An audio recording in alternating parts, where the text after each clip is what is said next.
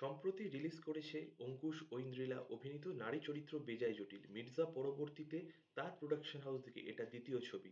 অনেক এক্সপেকটেশন ছিল এই সিনেমাটা নিয়ে। কমেডি জনরায় অঙ্কুশ কিন্তু অনবদ্য। শুধু কমেডি বলবো না, কমেডি হোক কিংবা অ্যাকশন, অভিনেতা সত্তাকে কিন্তু ছাপিয়ে যায় অঙ্কুশ বরাবরই।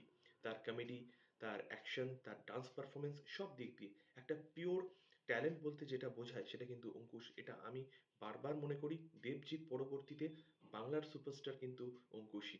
কিন্তু তার বহু সিনেমা আগেও আশানুরূপ ফল করেনি, এখনো তাই।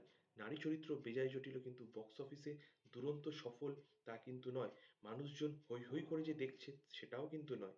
এই প্রসঙ্গে সম্প্রতি এক সাক্ষাৎকারে অঙ্কুশ জানিয়েছেন, বর্তমানে পেড প্রমোশন এবং কর্পোরেট বুকিং নিয়ে যেভাবে হাউসফুল দেখানো হচ্ছে বা ইন্ডাস্ট্রির ভিতরে যেভাবে নোংরামো চলছে, সেই জিনিসগুলোও কিন্তু প্রভাব পড়ে একটা নতুন কোনো সিনেমা রিলিজ করলে। সম্প্রতি এক সাক্ষাৎকারে অঙ্কুশ নিজে জানিয়েছেন যে কর্পোরেট বুকিং করার মতো মানি পাওয়ার আমার কাছে নেই। তার এই স্টেটমেন্ট একটা বড় প্রশ্নচিহ্নের সামনে এনে দিল বহু মানুষকে।